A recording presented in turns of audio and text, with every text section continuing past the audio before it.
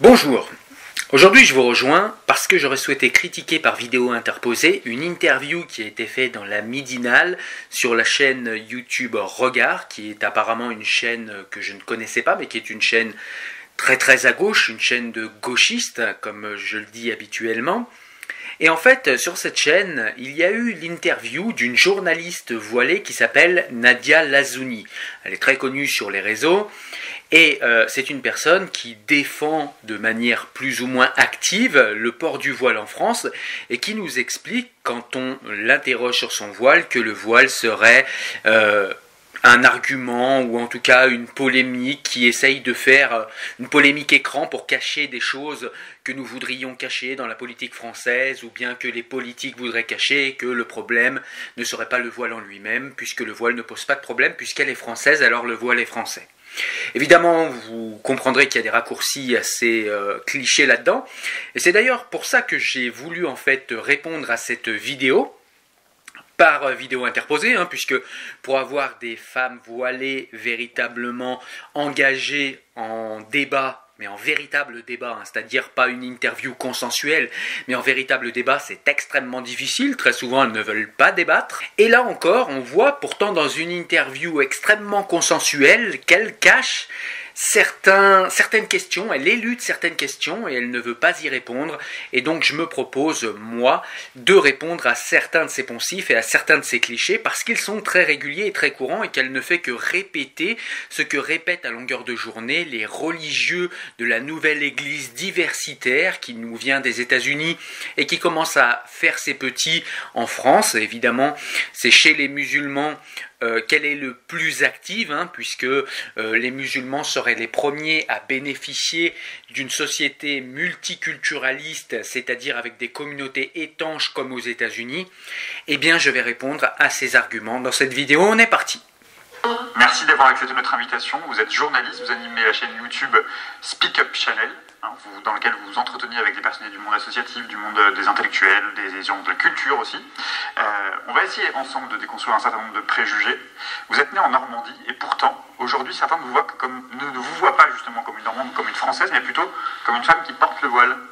Vous diriez que ce regard qu'on porte sur vous, il a changé, il a évolué? Il a évolué dans le mauvais sens. Il a évolué dans le mauvais sens malheureusement. Donc effectivement, je suis née en Normandie et je suis venue à Paris en fait pour mes études et je n'ai porté le hijab qu'en 2012, qui est relativement tard. J'avais 27 ans. Donc je pense que lorsqu'on fait ce choix à un âge aussi tardif, on va dire, c'est que c'est bien réfléchi et que c'est consenti. C'est un choix évidemment du coup, intime, personnel, mais qui est aussi une réaction à la société ou est-ce que... Non, absolument pas. Aucune réaction. C'est vraiment l'aboutissement d'un cheminement spirituel. Alors là, je mets une première scission à l'interview et je vais répondre parce que c'est très souvent qu'on élude cette question de la raison du port du voile et la question suivante serait le consentement. Comment est arrivé le consentement au port du voile? Eh bien, on nous balance d'un revers de bras, c'est pour des raisons spirituelles. Mais moi, j'interroge et j'aimerais savoir quelle est cette spiritualité qui nécessite un voile qui est somme toute un chiffon matérialiste. Quelle spiritualité réclame un habit matérialiste précis pour pouvoir aller plus loin dans sa spiritualité? C'est extrêmement obscur pour moi et j'aimerais bien qu'on me l'explique. Mais c'est très souvent des choses qui ne sont pas expliquées parce que, il n'y a pas de réponse ou alors pas de réponse qui vont dans le sens du « j'ai choisi » en toute conscience mon voile.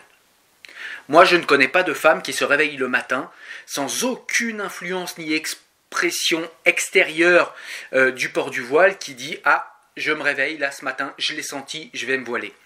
Par contre, je connais des gens qui, dès les premiers mois et même dès les premiers jours de leur vie, ont des réflexes de succion, ont des réflexes pour manger, ont des réflexes pour bouger, ont des réflexes pour pleurer, mais il n'y a pas de réflexe au port du voile. Donc j'aimerais qu'on m'explique d'où vient cette spiritualité qui réclame de porter le voile, qui réclame de porter un voile qui, je le rappelle, a une symbolique, on ne peut pas s'en affranchir, sexiste, misogyne, et qui, dans de nombreux pays, réduit le droit des femmes à peau de chagrin. Allez, on continue. Je suis musulmane pratiquante depuis un certain nombre d'années et pour moi le hijab est venu à un stade de mon cheminement comme une évidence. Voilà. Et donc pour revenir à votre question, oui, on ne voit effectivement qu'un hijab sur ma tête. En fait, je suis un hijab sur pied.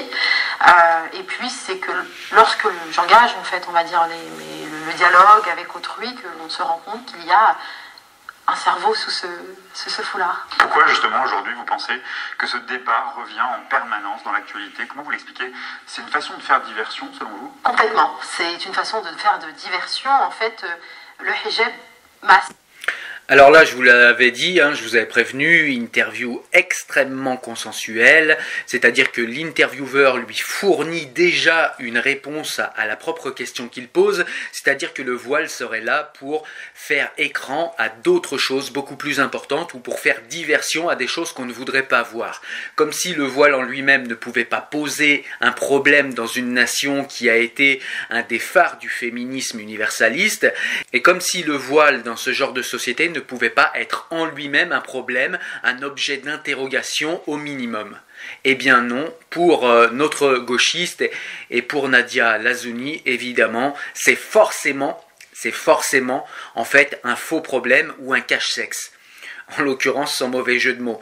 Eh bien, ça n'est pas le cas. Et le problème que ça pose, c'est qu'encore une fois, en fait, on est là pour discuter du consentement et on est là pour discuter de la symbolique et des raisons du port du voile et on va dévier sur complètement autre chose et on va essayer d'un revers de bras de nous faire oublier pourquoi ce voile est sur cette tête et on va chercher tout un tas d'autres raisons qui sont toutes plus idiotes les unes que les autres. Allez, on continue.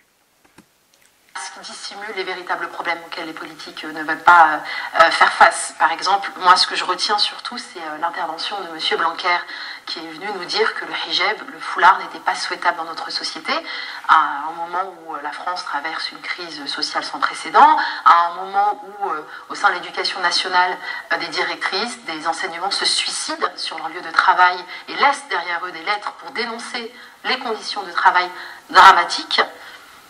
Quelle est la réponse de M. Blanquer? Le hijab n'est pas souhaitable. Ce qui n'est pas souhaitable, M. Blanquer, c'est que vous ignoriez la souffrance finalement de ce personnel enseignant qui a la lourde tâche d'éduquer nos enfants qui sont des adultes en devenir. Alors là, c'est extrêmement malhonnête ce qu'il se passe ici, c'est-à-dire que Nadia Lazouni nous explique que le ministre de l'Éducation Blanquer aurait répondu « les femmes voilées ne sont pas souhaitables » quand on lui pose la question des problèmes et difficultés que rencontrent les professeurs. Ce qui est extrêmement malhonnête puisque évidemment que M. Blanquer n'a jamais répondu voile quand on l'interroge sur les difficultés que rencontrent les professeurs. Par contre, on peut quand même retenir que les professeurs ont des difficultés avec un islam de plus en plus conquérant qui empêche dans certains quartiers d'apprendre la théorie de l'évolution au profit du créationnisme islamique et il y a certains collèges et certains professeurs qui dans ce pays ont été mis sous pression et même un qui a été égorgé au nom de l'islam. Mais ceci, nous n'allons pas le questionner ici puisque c'est Nadia Lazouni qui décide qu'il y a d'autres problèmes plus importants. La France de demain. Donc s'il y avait des priorités à faire, je pense que c'est ça finalement. Comment vous l'entendez, ce n'est pas souhaitable? C'est le tissu qui n'est pas souhaitable, c'est les musulmans qui ne sont pas souhaitables? On peut dire plein de choses, oui, on peut le comprendre de manière différente. C'est le hijab, c'est cet islam. Voilà, c'est celui que c'est. Quand vous dites cet islam, justement, c'est une caricature de ce qu'aujourd'hui on veut faire de l'islam? Voilà, exactement, puisque aujourd'hui, c'est assez drôle, je ris jaune, bien évidemment.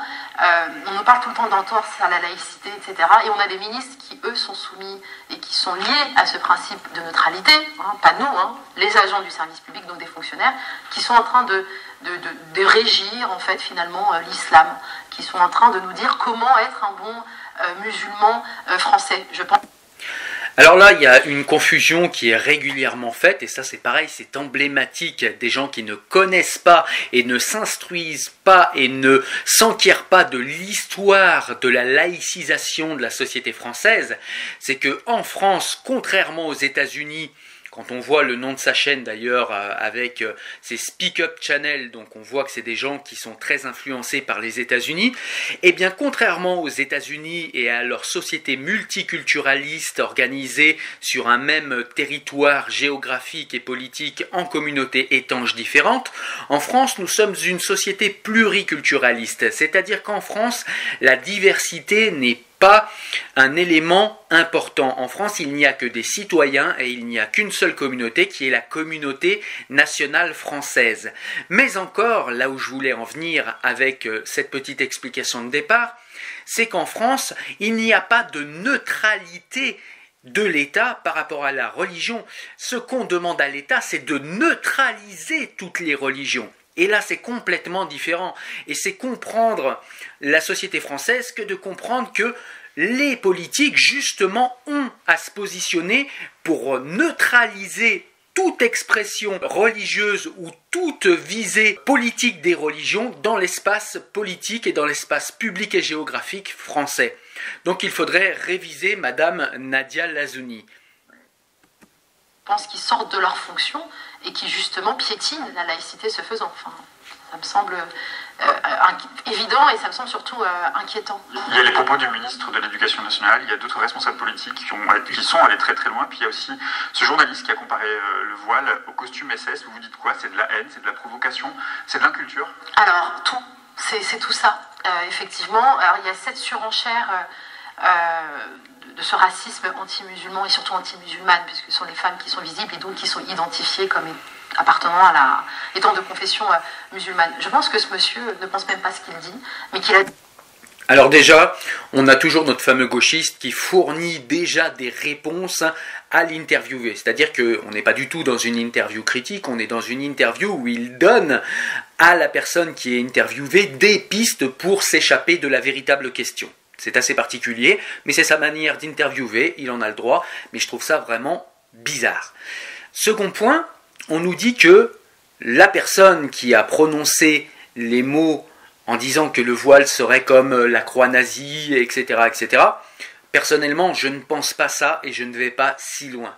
Par contre, l'interviewé, en l'occurrence Nadia Lazouni, nous dit que la personne qui a dit cela ne pense pas ça.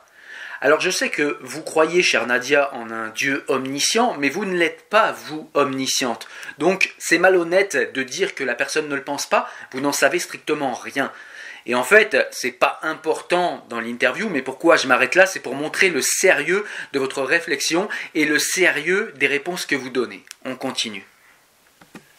Il a des ambitions et qu'il essaie d'avoir une visibilité, une reconnaissance médiatique sur le dos de femmes, d'individus.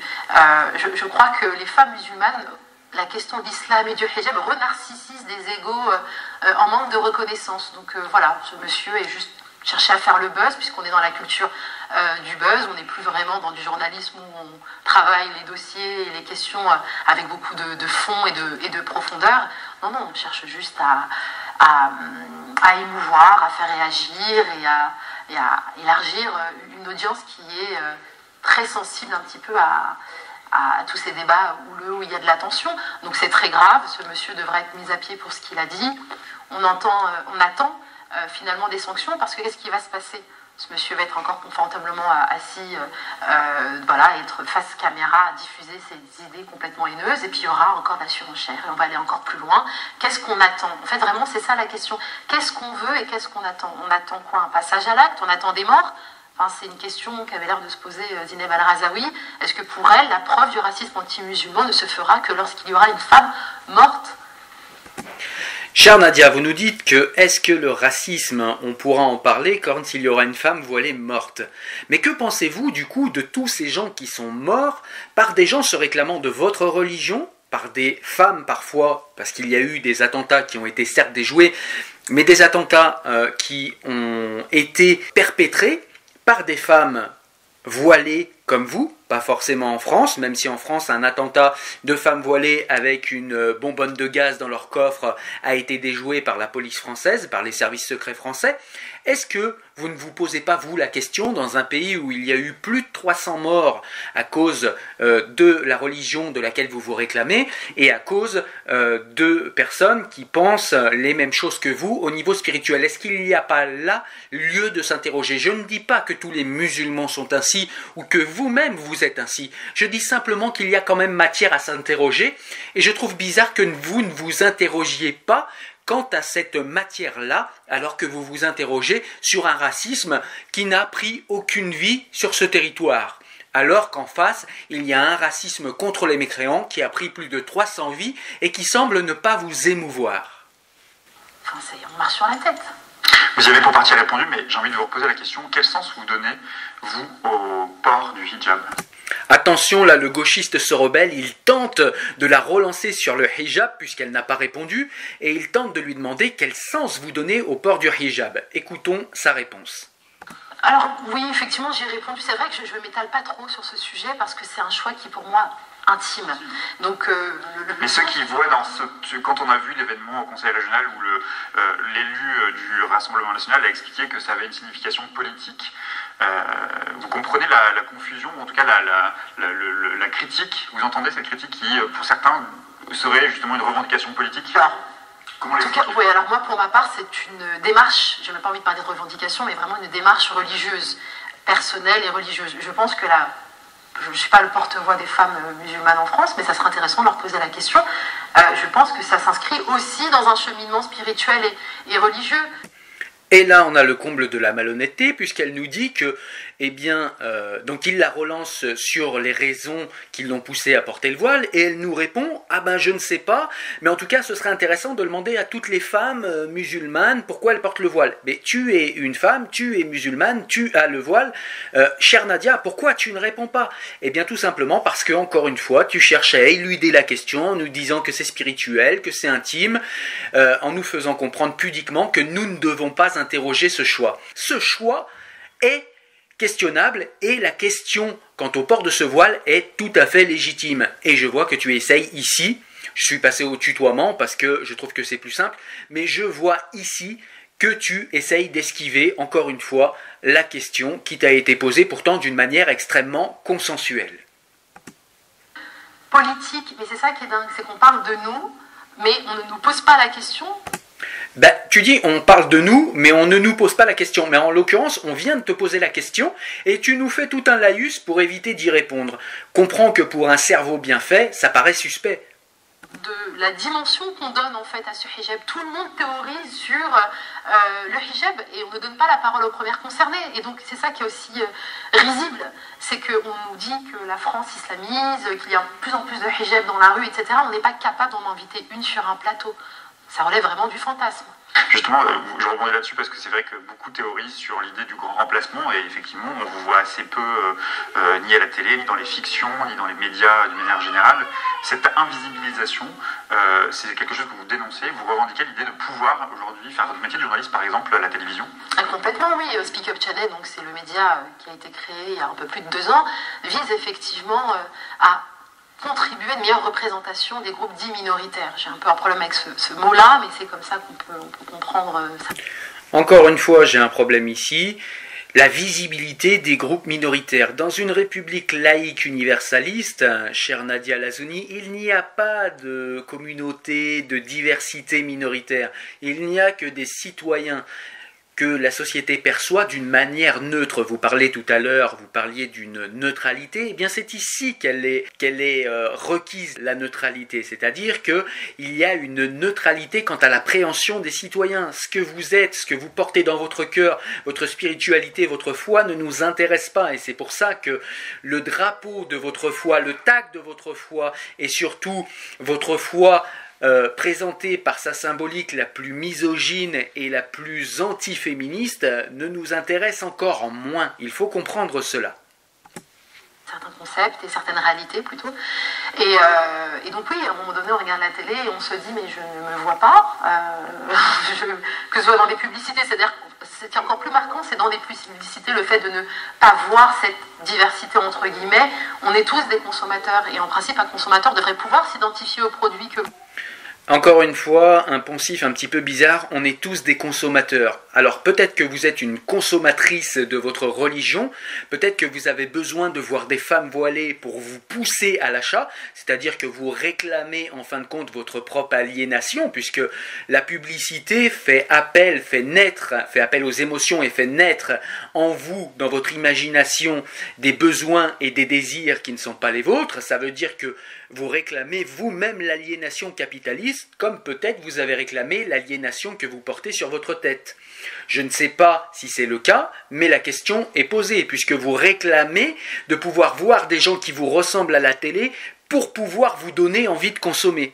C'est extrêmement bizarre en fait comme demande. Moi je n'aurais pas envie de voir quelqu'un qui me ressemble à la télé et qui me parle, parce que cela voudrait dire que la société qui fait cela dans une publicité essaye de m'aliéner et essaye de parler à mes désirs pour déclencher le processus d'achat et pour m'envoyer dans un magasin pour acheter quelque chose dont je n'ai pas forcément besoin.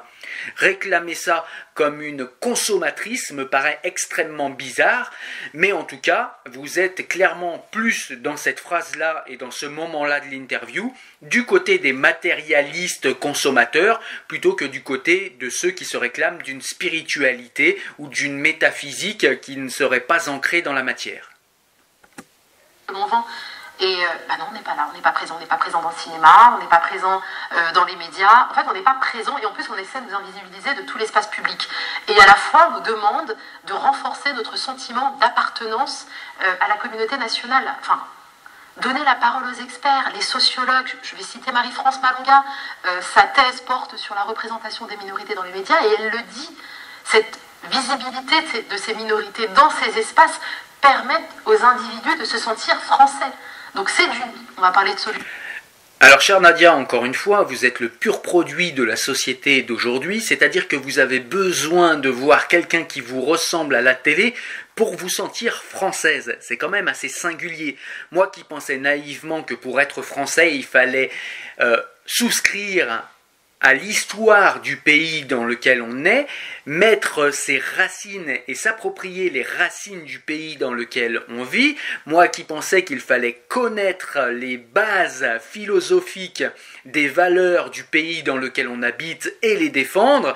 Moi qui pensais qu'il fallait défendre les principes de philosophie politique particulière de mon pays. Moi qui pensais que c'était un enracinement sentimental dans des terres qui sont les nôtres, moi je pensais que c'était tout cela, aimer la France. Et vous nous dites que non, en fait, aimer la France, eh bien c'est tout simplement se regarder à la télé. Alors je vous rappelle, chère Nadia Lazouni, parce que les gens de gauche comme vous, qui sont accros à la religion diversitaire, aiment bien se réclamer de certains sociologues, ou de certaines sociologues, comme c'est le cas ici. Eh bien, il faut vous rappeler que la sociologie est une science qui déjà ne requiert pas énormément de niveau au niveau intellectuel. Et je vous rappelle également que la sociologie est une science molle. Donc c'est une science qui se base sur des axiomes qui sont parfois non fondés ou qui sont parfois biaisés parce que, eh bien, on se base sur du déclaratif, on se base sur une mauvaise compréhension de faits, on se base sur de mauvaises statistiques, etc., etc. Donc encore une fois, votre argument est extrêmement contestable. Je ne sais pas, mais c'est une des solutions justement pour rendre visible, donner la parole. Exactement. La loi de 1905, elle est aussi au cœur de ce débat politique. D'après vous, cette loi, elle doit rester en l'état ou elle doit évoluer? Non, elle ne doit pas. En fait, elle est complètement méconnue. La loi de 1905, donc c'est la séparation des églises et de l'État, on demande la neutralité aux agents du service public, ce n'est pas ce que l'on attend des usagers que nous sommes, et puis on attend une neutralité donc, des ministres, qui sont des fonctionnaires et qui pour le coup font de l'islam, et c'est même eux qui font de l'islam une religion politique, hein, puisque lorsqu'on en parle systématiquement tous les jours au quotidien dans des chaînes d'information en continu, vous faites de l'islam une religion politique, vous faites de la politique avec l'islam. C'est absolument pas le cas, en tout cas ça vient pas d'en bas et ça vient d'en haut. Alors, l'islam serait politisé par les politiques à partir du haut et non pas à partir du bas. Donc c'est-à-dire, si je vous entends bien, ce ne sont pas les musulmans qui font de l'islam une religion politique. Alors expliquez-moi, chère Nadia Lazouni, pourquoi est-ce que l'islam n'a jamais eu de courant sécularisé? Pourquoi est-ce qu'il n'y a jamais eu dans l'islam de séparation entre le spirituel et le temporel? Mieux, expliquez-moi pourquoi chacune des associations, des représentations ou des autorités islamiques mondiales font de la politique. Pourquoi est-ce que l'islam est la seule religion qui possède encore des théocraties? Pourquoi est-ce que l'islam contient autant d'associations qui font de la politique, comme c'était le cas par exemple, ou c'est encore le cas des frères musulmans, et de son fondateur que j'ai lu et que j'espère que vous avez lu aussi, à savoir Hassan el-Banna, l'arrière-grand-père de Tariq Ramadan qui fait aussi énormément de politique avec l'islam. On a aussi beaucoup de musulmans qui ont fait par exemple des prières de rue, qui font des demandes dérogatoires de droits par rapport à leur religion. On est là dans la politique, chère Nadia Lazouni. On est aussi dans la politique lorsque vous demandez de voir des voiles à la télé. On est clairement dans de la politique, puisque, je vous le rappelle, puisque vous l'avez encore répété, qu'on attend de nos ministres qu'ils soient neutres. Oui, on attend de nos ministres qu'ils soient neutres quant à leur conviction spirituelle, mais on n'attend pas d'eux qu'ils soient neutres dans leur discours politique quant aux religions, puisque justement nous attendons de l'État français et encore plus du ministre de l'Éducation, puisqu'il a lui la charge de la neutralité de l'espace public qu'est l'éducation nationale, pour que nos enfants puissent apprendre dans des conditions qui ne soient pas influencées par les religions, puisque très souvent les religions entrent en collision directe avec le savoir, et encore plus l'islam qui n'a pas subi beaucoup de réformes, ou alors qu'il les a manquées. Mais en islam, on en est encore à nier la théorie de l'évolution.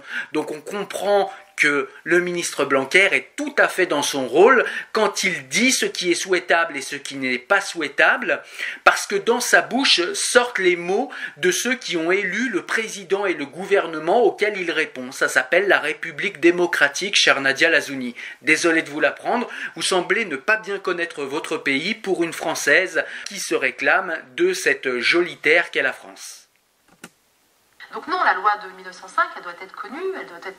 C'est un prétexte pour discriminer une religion, une confession. C'est l'objectif d'exclure, mais en fait c'est ça qui est aussi dingue, c'est qu'à un moment donné, je pense que le président de la République doit dire « J'ai mandaté l'Observatoire de la laïcité pour vous expliquer la lettre et l'esprit de cette loi. Invitons les experts. Invitons les experts. » Quand vous entendez les élus de la République... Alors invitons les experts, ça c'est très marrant parce que on vous entend demander la voix des experts qui est l'Observatoire de la laïcité. Alors l'interview date un petit peu, mais l'Observatoire de la laïcité entre-temps a fermé, sa mission est terminée, et d'ailleurs l'Observatoire de la laïcité s'est compromis, selon de nombreux intellectuels de gauche d'ailleurs, dans le fait d'observer et d'expliquer ce qu'est la laïcité, puisque l'Observatoire de la laïcité semblait ne pas comprendre ce qu'est la laïcité française. Vous dites que les gens ne connaissent pas la loi de 1905, eh bien je vous invite à lire cette loi de 1905, chère Nadia, parce que vous semblez ne pas la connaître vous non plus. La laïcité ne requiert pas une seule loi, mais un faisceau de lois qui est le résultat de 500 ans de laïcisation de la société française et de la religion catholique en territoire français. Donc on peut remonter à Montaigne, et certains remontent même avant, quant au démarrage du processus de laïcisation de la société française.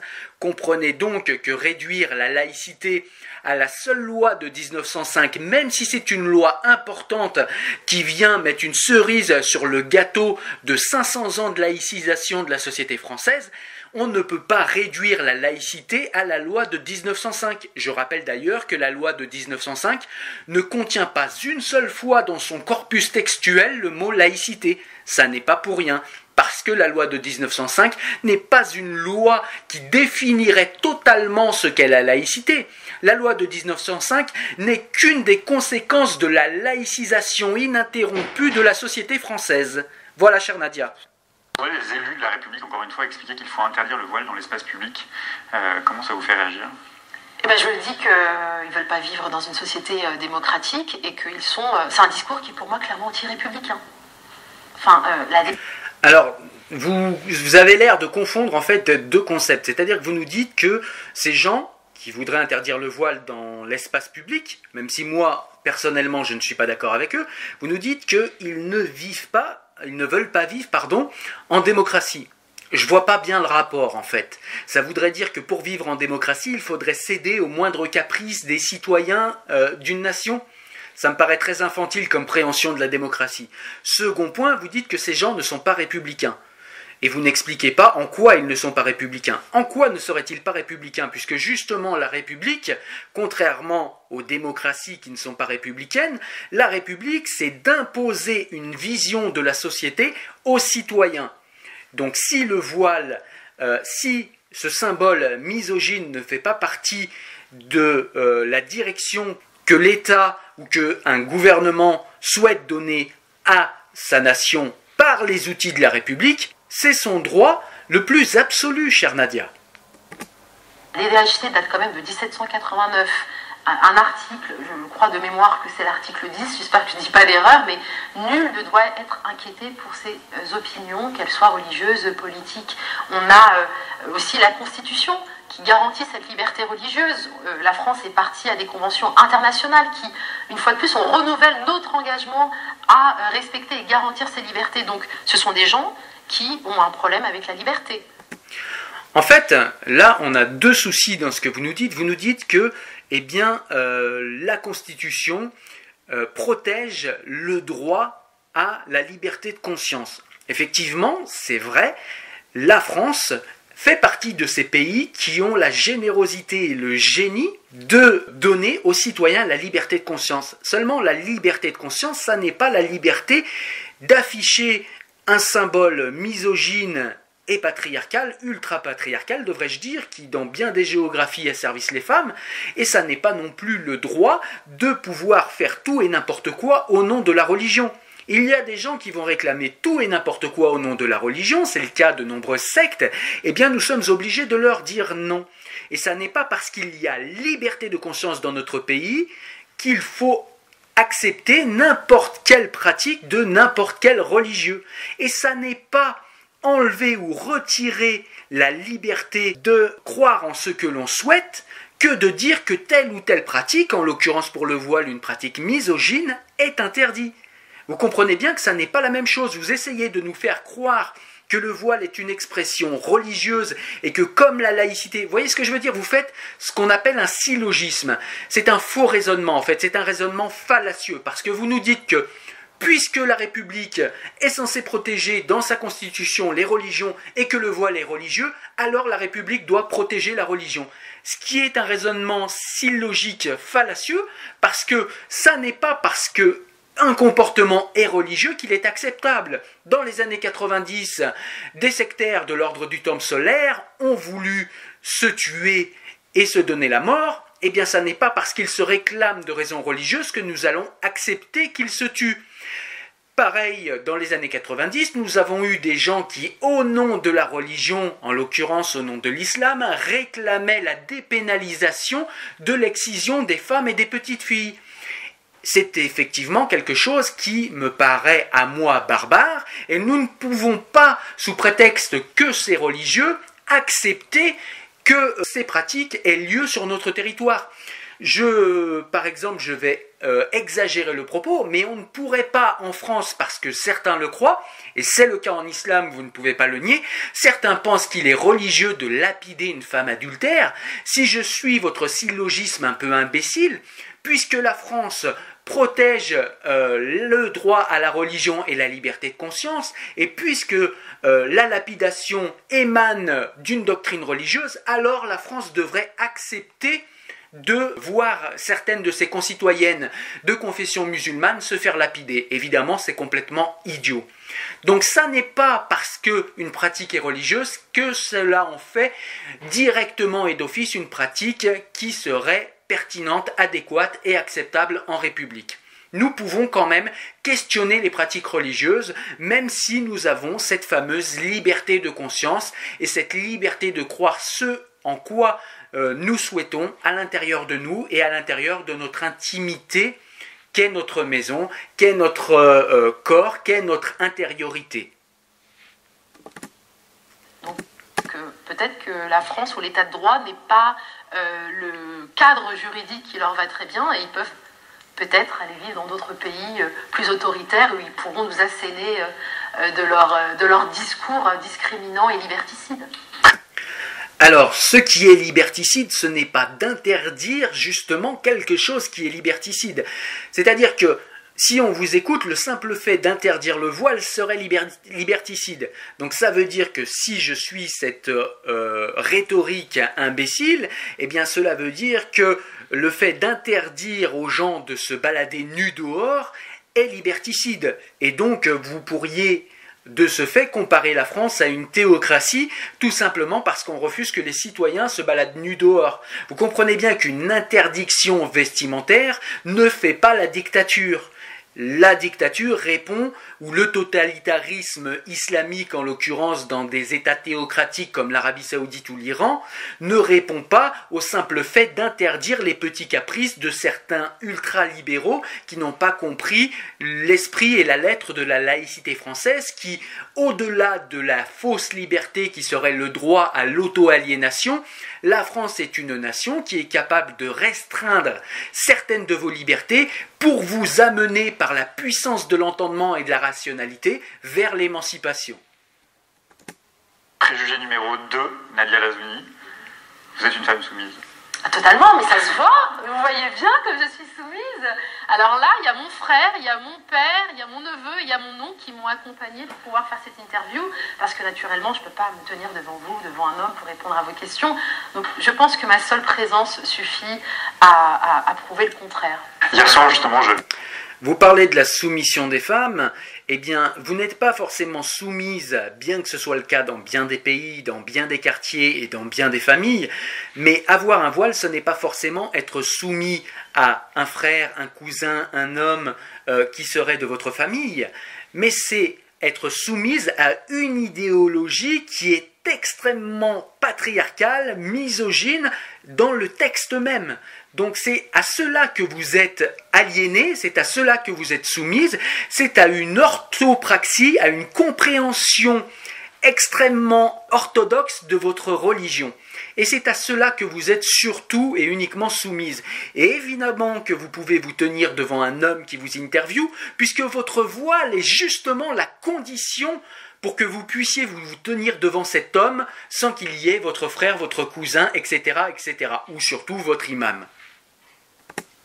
Je me permettais de vous poser cette question parce que après le débat qu'il y a eu sur France 2 avec M. Castaner, la journaliste Nathalie Saint-Cric, après sa prestation, est revenue sur cette notion de liberté qu'elle a relativisée en disant que le port du voile, s'il y a une culture, un environnement familial, social qui s'impose à soi, c'est sans doute vrai, mais ce n'est pas que vrai pour le voile, c'est aussi vrai pour la manière dont tout le monde s'habille finalement, non ? Et complètement, vous avez complètement, enfin, la réponse est là. Alors encore une fois, eh bien même Nadia Lazouni est décontenancée puisque le gauchiste en fait lui donne ses propres excuses. Donc elle nous dit que, enfin en tout cas c'est le gauchiste, mais elle acquiesce et le gauchiste lui nous dit que eh bien, le fait de s'habiller provient forcément d'une culture, d'une éducation et ne provient pas de nulle part. C'est effectivement le cas, pour une fois je suis d'accord avec eux, mais ils ne poussent pas la réflexion assez loin puisque effectivement si notre manière de nous habiller n'est pas hors sol et provient forcément d'une éducation, d'une culture, d'une société, tout ce qui est transmis par les cultures, les sociétés et les familles n'est pas misogyne, ne porte pas une symbolique misogyne, une symbolique oppressive comme peut porter le voile. Donc, si effectivement on peut dire que chacun est influencé par son milieu social quant à la manière de s'habiller qui est la sienne, on ne peut pas en déduire que le voile en devient légitime, puisque reste toujours la question de sa symbolique misogyne dont on ne parle pas ici, de sa symbolique ultra-patriarcale dont on ne parle toujours pas ici, et surtout de cette fameuse obscure raison métaphysique qui ferait du port du voile quelque chose d'obligatoire qu'on ne pourrait pas enlever, quitte à en défier une société tout entière. Je pense qu'elle a fait, j'ai encore certains rudiments de mes cours de sociologie. Et effectivement, oui, vous avez raison, madame, il y a tout ce processus de socialisation. Donc, on va grandir avec les codes de la famille dans laquelle on a grandi, dans les cercles d'amis vont influencer effectivement nos choix. Donc si nos cercles d'amis et si notre socialisation influence nos choix, on est bien d'accord, chère Nadia Lazouni, qu'une société a le droit de ne pas vouloir se laisser influencer et a le droit de vouloir que ses enfants, c'est-à-dire les enfants de la République, ne soient pas influencés par des pratiques qui sont patriarcales, par des pratiques qui sont misogynes, par des pratiques qui sont moyenâgeuses, par des pratiques qui sont oppressives envers les femmes. C'est le droit le plus strict d'une société et d'une nation souveraine que de choisir la direction d'émancipation de ses citoyens, surtout quand nous sommes dans une république démocratique où ce sont les citoyens qui co-dirigent le pays. C'est un processus naturel, madame. Donc oui, la religion est transmise. Là où elle se trompe, c'est que on est quand même d'accord sur on va se mettre d'accord quand même sur les définitions. La liberté, c'est l'absence de contrainte. Alors on va se mettre d'accord sur les définitions. La liberté, ça n'est pas l'absence de contrainte, chère Nadia Lazouni. Le libéralisme, c'est l'absence de contrainte. Mais la liberté, ça va dépendre de votre structure philosophique. Et en l'occurrence, en France, nous avons plutôt des bases qui nous invitent à penser que la liberté, c'est l'émancipation du citoyen, encore une fois, par la puissance de l'entendement et de la rationalité, par le fait de savoir quelles sont les causes qui nous déterminent, et par nous en affranchir, et par nous affranchir de nos conditionnements, nous affranchir de notre condition sociale, de notre condition familiale, de notre condition philosophique, bref, nous affranchir de toutes nos conditions afin de les réembrasser par choix si nous le souhaitons ou afin de nous en affranchir par choix si nous le souhaitons également. Donc on n'est pas d'accord effectivement sur la notion de laïcité, sur la notion de liberté ici, ça fait beaucoup de désaccords et les définitions que vous donnez de la laïcité et de la liberté sont des définitions qui sont très américaines. Du coup, moi, Madame Nadia Lazouni, en plus de votre chaîne qui porte un nom américain, Speak Up Channel, je me demande si vous ne devriez pas aller vivre aux États-Unis parce que vous semblez connaître mieux la définition des concepts et des principes de vie américains que des principes et des concepts de vie français. D'accord. Donc moi, je dis à madame que l'on ne m'a pas forcé à porter le hijab. Donc du coup, je jouis d'une liberté. En revanche, lorsque nos politiques et nos médias nous incitent et s'interrogent... Donc selon ma définition, quand vous portez le voile, vous ne jouissez pas d'une liberté, vous jouissez du droit à l'auto-aliénation. Un droit que je combats, puisque selon moi, le droit doit protéger les citoyens de l'auto-aliénation, pour les aider plutôt à aller dans la direction d'une émancipation. Chaque liberté, chaque droit supplémentaire doit être questionné à l'aune de l'éthique et de la morale, même si effectivement les libéraux n'aiment pas l'éthique et la morale, puisque l'éthique et la morale sont les seuls freins au droit qu'ils confondent avec la liberté, puisqu'un nouveau droit n'est pas forcément une nouvelle liberté. Si par exemple demain on me donne le droit de travailler le dimanche, mais que j'y sois contraint par la nécessité de finances qui sont trop basses pour que je puisse vivre ou payer mon crédit de maison, alors j'aurai un droit supplémentaire, mais ce droit supplémentaire va m'aliéner puisqu'il va me forcer à travailler le dimanche. On voit donc que droit et liberté n'est pas la même chose. Donc quand on donne le droit à une personne de porter le voile, eh bien ça veut dire qu'on lui donne le droit de s'auto-aliéner, c'est-à-dire qu'on lui donne le droit de renoncer à sa liberté de s'habiller comme elle veut et de retirer quand elle souhaite ce voile. Il n'y a que la France et la laïcité qui permettent ce choix-là. L'islam, c'est-à-dire la religion de laquelle vous vous réclamez, ne permet pas ce choix. Et le libéralisme américain ne permet pas non plus ce choix puisque l'auto-aliénation et l'avilissement de soi est pour un Américain la première et la plus importante de ses libertés, ce qui n'est pas le cas en France. Sur l'opportunité de nous interdire à porter le hijab, donc on exerce une contrainte et donc on nous prive d'une liberté. Finalement, c'est quoi le problème selon vous? Le problème, c'est l'islam ou c'est les musulmans? Le problème, c'est... tel qu'il est posé aujourd'hui, tel qu'on voit la haine qui se répand sur les médias, sur les réseaux sociaux. Et je pense que de tout temps, on a toujours cherché un ennemi commun lorsqu'il s'agit de faire diversion et de ne pas s'occuper des véritables problèmes. Donc il n'y a pas de problème avec l'islam ou le problème avec les musulmans. On a créé un problème. Il n'y a pas de problème avec l'islam et les musulmans en France. Mais où vit cette chère Nadia Lazouni ? 300 morts au nom de l'islam, des milliers de morts dans le monde au nom de l'islam, des gens qui ont beaucoup travaillé sur l'islam, qui étaient des musulmans, des gens comme Mohamed Talbi, Mohamed Harkoun, des gens aujourd'hui comme Rachid Benzine, comme Abdenour Bidar, comme Ouda Sharawi en son temps, comme Wassila Tamzali, féministe algérienne, etc., etc. Tous ces gens s'interrogent sur les problèmes de radicalité en islam depuis des années et depuis des siècles pour certains si on remonte à Ibn Sina ou à Ibn Rushd, mais Nadia Lazouni décrète aujourd'hui qu'il n'y a aucun problème avec l'islam. Encore une fois, ça sent l'ignorance à plein nez et chère Nadia Lazouni, si vous ne connaissez pas votre propre religion, on a un véritable problème. Le problème en fait c'est les racistes, c'est pas les musulmans. Le problème, c'est les racistes. Ok, là je vais répondre, ça va être clair, net.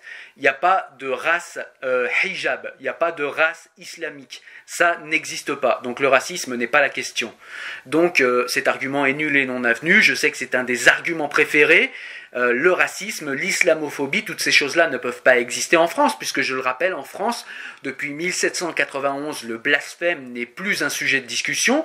Le blasphème n'existe pas, puisque vous aimez, chère Nadia Lazouni, j'ai dit qu'on se tutoyait, donc puisque tu aimes, chère Nadia Lazouni, ramener la France au droit civil ou au droit constitutionnel, eh bien je te rappelle que le blasphème n'est plus dans le droit constitutionnel français depuis 1791. Donc le racisme contre une religion ou la médisance contre une religion n'existe pas dans ce cher pays qui est le tien comme le mien, la France. Et le problème, c'est aussi peut-être leur incompétence à faire face aux vrais enjeux, aux vrais défis de notre société. Les vrais enjeux, les vrais défis. Encore une fois, l'argument du cache-sexe, je ne vais pas y répondre, j'ai déjà répondu tout à l'heure, mais ce qu'on peut dire en plus ici, c'est que selon Nadia Lazouni, l'émancipation de la femme et l'émancipation des petites filles quant à la pratique misogyne et ultra-patriarcale qu'est le voile n'est pas une question sérieuse, n'est pas une question intéressante. Eh bien, il va falloir souffrir, Nadia Lazouni, que cette question soit pour nous une question intéressante, soit pour nous une question importante, et nous n'avons pas à nous aligner sur ce qui est important ou non pour vous. Je comprends bien que le fait d'interroger votre propre aliénation n'est pas votre priorité première, mais c'est la nôtre. Et voilà, vous savez ce qui va se passer, c'est un grand classique jusqu'aux prochaines élections. Donc on va présenter le musulman comme un ennemi de l'intérieur. Alors il y a la taqiyya en plus de ça, donc ils ont fait il y a une hiérarchisation chez les musulmans. Il y a ceux qui dissimulent leur vraie foi, et donc on serait potentiellement tous affiliés à des groupes terroristes. Puis on aura le Front National versus un parti un peu plus démocratique, et on demandera aux musulmans de se mobiliser pour faire barrage à ces idées. Vous diriez qu'il y a une instrumentalisation politique par ce gouvernement, par exemple, du sujet du débat actuellement, pour faire justement de ce qu'Emmanuel Macron voudrait faire, un débat entre Marine Le Pen et lui-même? Oui, puis c'est pas le seul, je pense qu'ils sont dans la droite ligne aussi de ce qui a été fait avec le gouvernement précédent, ils ont vu que ça fonctionnait bien, et que ça leur garantit certains mandats en tout cas sur 5 ans, ça leur garantit un beau travail, mais c'est quand même assez criminel. Alors je pense là, chère Nadia, que tu confonds en fait l'instrumentalisation de la réalité, ce qui est un fait, et ce qui est quelque chose, une discipline dans laquelle les politiques excellent. Effectivement, ils récupèrent des polémiques, ou ils récupèrent un état de fait dans la réalité, pour que cela serve leurs intérêts. Ça n'est pas toujours le cas, Dieu merci, il reste des hommes de conviction, mais c'est le cas pour beaucoup de politiques, et je ne cherche pas du tout à le nier. Mais entre récupérer quelque chose et créer quelque chose, il y a une différence. Ce ne sont pas les politiques français qui créent les problèmes que l'islam pose en France. Les politiques ne font que se servir de ces problèmes, ne font que se servir des faits d'armes, entre guillemets, des musulmans, pour pouvoir effectivement briguer des mandats électoraux. Mais ça ne va pas plus loin. Encore une fois, je le répète, en conclusion, ne pas confondre le fait d'exploiter un problème qui existe à des fins électorales et le fait de créer un problème de toute pièce. Le problème n'est pas créé de toute pièce. Moi, contrairement aux gauchistes qui t'interviewent, j'ai grandi dans ces quartiers-là et je sais que le problème est factuel. Et le problème est factuel pour bien des gens. Je pense que le mot, il est peut-être même pas assez fort.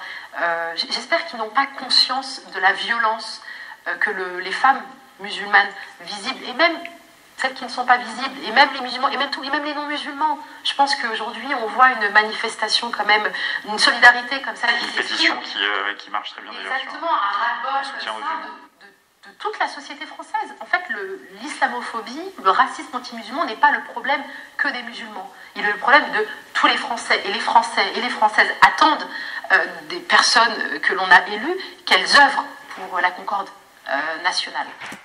Effectivement, mais œuvrer pour la concorde nationale, là on sera d'accord, ça n'est pas forcément, encore une fois, accepter le moindre caprice de citoyens, de communautés citoyennes. Ce n'est pas forcément accepter le caprice qu'est le voile. On peut aussi interroger le voile et être contre le voile et être dans la concorde. Sinon, on accepterait absolument tout. On accepterait que les nudistes se baladent dehors, on accepterait que les pédophiles violent des gamines, etc., etc., pour la concorde nationale. C'est complètement idiot, c'est pas un argument en fait. Donc, on peut quand même choisir ce qu'on souhaite pour notre société comme un peuple souverain, dont vous êtes partie, mais dont vous êtes partie seulement. Vous n'êtes pas toute seule, et vous ne pouvez pas nous imposer la tolérance de quelque chose qui, pour nous, en tant que société, est intolérable, chère Nadia Lazouni. Et c'est pas ce qu'il faut. Qu'est-ce qu'il nous propose? De la délation, de la division, de la haine. C'est ce projet de société pour lequel on a voté. Est-ce que c'est ce projet de société qui nous a poussé à voter pour ces personnes? Je ne pense pas. Comment se fait-il que seules les femmes se retrouvent dans le viseur? Pourquoi c'est elles qu'on accuse, qu'on pointe du doigt, pas les hommes? Alors, je pense que déjà il y a une misogynie. On se ment, mais il faut se le dire, c'est que la société française est très patriarcale. Enfin, elle l'est énormément. Alors là, on est vraiment, comme on dit, les cons ça ose tout, c'est même à ça qu'on les reconnaît. Là, on est vraiment dans un niveau, mais c'est abusé. C'est-à-dire qu'elle va reprocher à la France d'être un pays patriarcal, alors qu'elle affiche sur sa tête le signe, le symbole le plus misogyne et patriarcal que la Terre ait jamais porté. Donc ça, c'est un truc qui est hallucinant. Mais encore, elle va nous dire que si on ne s'en prend qu'aux femmes musulmanes, c'est parce que la société française serait misogyne. Pas du tout, c'est tout simplement parce que seules les femmes voilées, en fait, portent un hijab. Seules ces femmes-là, et parce que, en fait, le problème n'est pas l'islam, le problème est le voile. Et elle essaye, en fait, de fusionner le problème qu'est le voile en disant que qui n'est pas d'accord avec le voile, qui n'aime pas le voile, est forcément contre l'islam. Alors que Nadia Lazouni m'explique, comment se fait-il qu'il y a des musulmans même qui sont contre le voile d'une manière beaucoup plus violente que certains Français, d'une manière beaucoup plus virulente que certains Français? Ce qui montre bien qu'être contre le voile, ça n'est pas forcément être contre l'islam, c'est être contre une pratique misogyne et une pratique orthodoxe de l'islam. Donc il ne faut pas faire l'amalgame entre les deux, puisque c'est une imposture et une malhonnêteté intellectuelle que de dire et de laisser penser cela. Il suffit de voir une différence de salaire, 20% de différence de salaire entre une femme et un homme, pour les mêmes compétences et les mêmes diplômes. Il suffit de voir aussi au sein de l'Assemblée nationale ou même au ministère, on doit encourager à inclure des femmes, etc. Donc c'est soit des chartes qu'on va voter, soit c'est des engagements que l'on fait devant les Français, etc. Ce qui prouve que dans les mentalités, ces discriminations genrées sont très ancrées dans la société française. Donc c'est pas étonnant que ce soit les femmes musulmanes qui soient d'abord victimes. Si effectivement il est vrai qu'il y a encore des combats patriarcaux à gagner dans la société française, sur l'histoire des salaires, ça n'est pas si simple, il y a des nuances à apporter, mais je ne vais pas alourdir l'audio avec ce genre de considérations, je laisserai chacun aller voir. Mais surtout, Nadia Lazouni est très forte pour une tête qui est mal faite, mais est très malhonnête pour une tête bien faite, c'est qu'elle relie directement le fait que nous rejetons le voile islamique très misogyne sur la tête des femmes musulmanes par le fait que la société française serait ultra-patriarcale.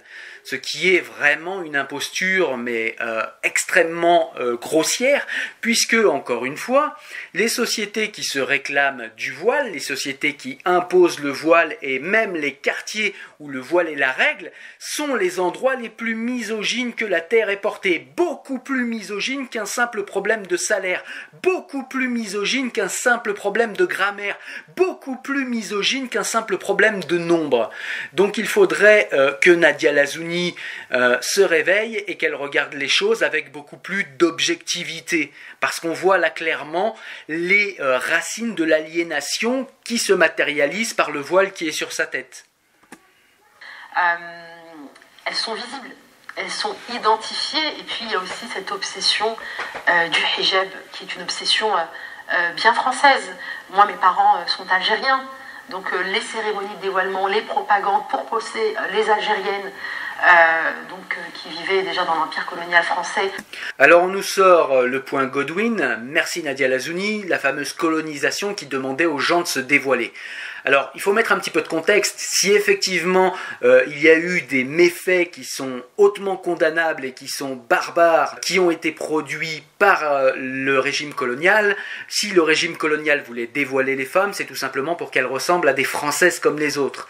Ensuite, ce qu'on peut dire, c'est que Nadia Lazouni se rappelle beaucoup du dévoilement des Occidentaux, mais elle a l'air de faire une amnésie partielle sur un fait qui est beaucoup plus récent, qui était le fait que des femmes se faisaient égorger en allant à l'école pendant la décennie noire algérienne, puisqu'elle nous parle de l'Algérie, si jamais elles ne portaient pas le voile.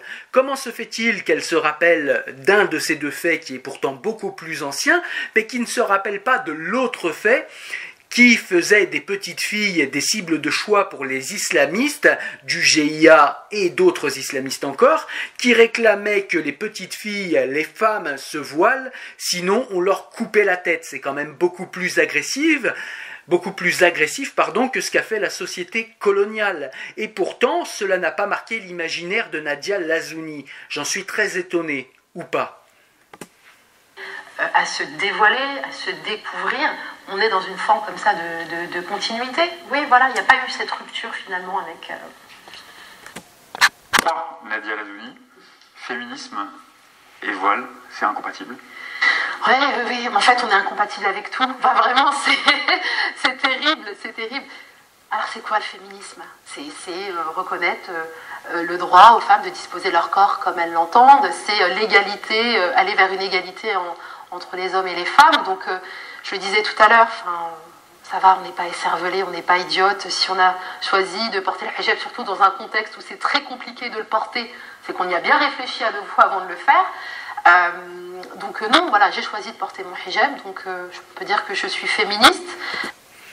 Alors le fait d'être féministe, hein, contrairement à ce que pourrait penser une enfant de 8 ans, je te pensais, Nadia Lazouni, un petit peu plus intelligente, puisque tu te réclames d'une intelligence supérieure, tu te réclames de quelqu'un qui sait ce qu'elle fait quand elle consent à porter le hijab, eh bien tu nous dis que le féminisme, c'est faire ce que l'on veut de son corps. Et encore une fois, on est ici dans un féminisme américain qui n'est pas du tout la tradition française, donc on se demande si tu n'as pas été élevé par des Américains ou par trop de séries télé, puisque tu nous parlais de la télé, du coup trop de séries télé américaines, mais le féminisme en France, c'est l'émancipation de la femme, c'est-à-dire emmener la femme vers une liberté, mais avec une dimension éthique, c'est-à-dire que faire ce que l'on veut, ça n'est pas du féminisme, et d'ailleurs faire ce que l'on veut de son corps, c'est exactement le même argument que ceux qui sont pro-prostitution et qui nous disent qu'il faut laisser les femmes se prostituer parce que certaines le font avec leur plein consentement, sans jamais interroger ce consentement, sans jamais aller véritablement voir le pourcentage de personnes qui ont consenti et le nombre de personnes qui n'ont pas consenti, et quand bien même elles auraient consenti, qu'en est-il de l'éthique de ce genre de pratique? Donc non, Nadia Lazouni, être féministe, ça n'est pas faire ce que l'on veut de soi et de son corps.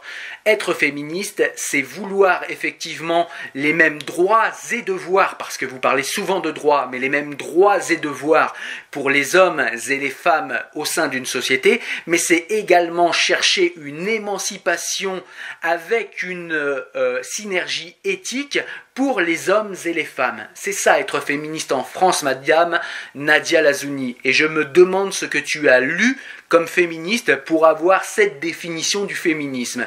Est-ce que tu n'aurais pas lu Virginia Woolf? Est-ce que tu n'aurais pas lu Judith Butler? Est-ce que tu n'aurais pas lu toutes ces personnes qui sont des personnalités féministes, je leur concède, mais féministes américaines? Je me bats aussi pour l'égalité des hommes et des femmes. Je dénonce aussi les harcèlements subis par les femmes sur les lieux de travail et les féminicides. On en parle. On en parle. Tous les 2 jours, en France, une femme meurt sous les coups de son compagnon. Voilà, tout à l'heure on parlait du hijab. Est-ce que le hijab fait diversion? Oui. Qu'est-ce qu'on fait pour ces femmes? Est-ce que les hommes qui battent ces femmes et qui perdent leur vie, ces hommes sont de confession musulmane? Alors en fait, on ne peut pas savoir si ces hommes sont plus souvent de confession musulmane, tout simplement parce que les statistiques ethniques sont interdites dans notre société, chère Nadia Lazouni. Donc on ne peut pas dire que tous ces hommes sont musulmans, et on ne peut pas dire l'inverse non plus. Donc, c'est une question qui n'en est pas une et c'est un argument qui n'en est pas un. Seulement si dans notre pays, on a des statistiques pour savoir combien de femmes meurent sous les coups de leurs conjoints, et c'est quelque chose qui est extrêmement important de combattre, on est bien d'accord là-dessus, c'est même quelque chose qui est une nécessité de porter à l'attention de tous, on est bien d'accord là-dessus également, mais c'est sans rapport avec le voile, puisque le voile est un autre problème. Et le voile a une consonance misogyne, et on sait qu'il y a des femmes qui ont été quittées parce qu'elles ont refusé de porter le voile. On sait aussi qu'il y a des femmes qui ont pris de l'acide sur le visage parce qu'elles ont divorcé ou refusé de porter le voile, et ceci s'est passé en France, chère Nadia Lazouni. Ça se passe effectivement encore plus dans les pays où le voile est la règle, ou dans les quartiers où le voile est la règle en France, mais cela se passe, chère Nadia Lazouni, et je voulais aussi expliquer que si en France nous avons des statistiques pour savoir si les femmes meurent sous les coups de leurs conjoints, c'est parce que c'est un problème qui est important pour la société française. C'est un problème qui est encore présent, qui est en cours de résolution, mais c'est un problème qui est important pour nous. Nombre de pays qui adoptent le symbole misogyne que vous avez sur la tête se foutent de ce problème et voire même l'encouragent. On peut parler de l'Algérie où il y a parfois des campagnes qui encouragent les hommes à faire porter le voile à leurs femmes. On a tous en tête ce fameux sondage qui montrait que les femmes algériennes, par exemple, considéraient qu'il était normal d'être frappées lorsqu'elles n'obéissaient pas à leur mari. Et ça n'est pas parce qu'il y a d'autres problèmes qui sont patriarcales dans la société, ça n'est pas une raison pour que nous n'interrogions pas le voile islamique, le hijab et tout ce à quoi il nous renvoie en termes de misogynie, encore une fois. peut-être, je ne sais pas, c'est ce qu'on va apprendre. Là, il y a eu une grosse grève tout à l'heure d'ampleur nationale pour un droit de retrait. Est-ce que c'est lié au transport, voilà. Est-ce que c'est lié au hijab? Est-ce que c'est lié à l'islamisation de la France? Je pense qu'à un moment donné, il va falloir faire face à ses responsabilités et arrêter d'insulter l'intelligence des Françaises et des Français. J'ai une dernière question, Nadia Lazouni. Ils ont détruit ma vie, avait déclaré cette femme qui était simplement venue accompagner des enfants au conseil régional de Bourgogne-Franche-Comté. Les femmes voilées ne peuvent pas ressortir indemnes d'une telle violence. Quelles peuvent être les conséquences selon vous? Le repli identitaire, oui. Effectivement, une des conséquences qui est presque inévitable et même naturelle lorsqu'on vous fait comprendre que... Peur, voilà. Le repli identitaire, en fait, là on est dans une inversion accusatoire, c'est-à-dire que le repli identitaire serait le fait de personnes qui ne sont pas acceptées comme elles sont, et là en l'occurrence avec un voile. Mais est-ce que porter un voile n'est pas déjà le signe d'une orthopraxie et le signe d'un communautarisme, puisqu'on on refuse les us et coutumes d'une société et on se conforme aux us et coutumes d'une autre société qui est hors géographie et hors pacte républicain, hors pacte social, qu'est le pacte républicain et social français.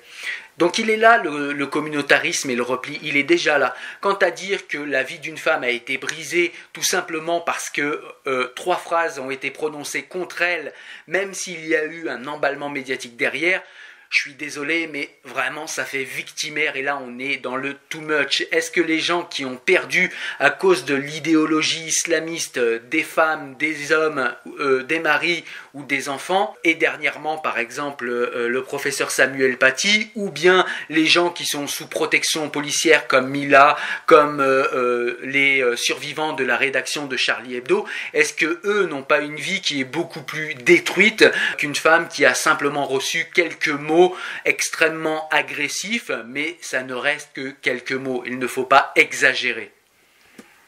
On vous fait comprendre que vous n'êtes pas désirable comme vous êtes. On vous humilie devant tout le monde, devant votre propre enfant. Est-ce que vous avez envie de retourner? Parce qu'on va dire que c'était quelque part une micro-société. C'était conseil régional avec des élus de la République. Cette sortie pédagogique s'inscrit dans cette opération Ma République et moi. Vous voyez tous les symboles qu'il y avait quand même. Et donc ce jour-là, spécifiquement ce jour-là, cette femme se fait humilier devant des caméras du monde entier. Je dis du monde entier parce que j'ai été contactée par un média pakistanais pour commenter cette affaire. Donc déjà, il faut se poser la question de comment la France est regardée sur la scène internationale. Alors, tu m'en voudras pas, Nadia Lazouni, mais comment le Pakistan voit la France, c'est le cadet de mes soucis. Comme si le Pakistan avait des leçons de droit, des leçons d'humanisme et des leçons sociétales à donner à la France. On parle de la France, Nadia Lazouni. Ce que le Pakistan pense de la France, nous n'en avons absolument rien à faire. Ce qui compte pour la France, c'est ce que pensent les Français de la France. Je comprends que vous vivez, d'ailleurs votre voile en est le symbole, vous vivez de manière horizontale par et pour le regard des autres. Mais la France ne vit pas par et pour le regard des autres. La France vit pour elle-même et pour les principes et les valeurs qu'elle défend. Il ne faudrait pas oublier ça. Voilà, l'interview est après terminée, il n'y a pas d'autres éléments qui sont levés dans cette interview. Je tenais à y répondre, encore une fois, non pas contre Nadia Lazouni que je ne connais pas et qui ne m'intéresse pas, mais tout simplement parce que tous les poncifs et toutes les réponses qu'elle développe dans cette interview sont vraiment des poncifs et des réponses qui sont extrêmement symboliques de ces personnes qui portent le voile, qui nous répètent comme des perroquets les mêmes arguments sans aucun fondement et les mêmes réflexions surannées qui sont en fait des non-réflexions qu'on a mis dans leur tête et qui viennent souvent des universités communautaristes américaines. Voilà, elles n'ont rien inventé. Les États-Unis n'ont pas non plus de leçons à donner à la France. Très chers auditeurs, je vous remercie. Je vous remercie de m'avoir suivi. Je vous dis à très bientôt. Au revoir.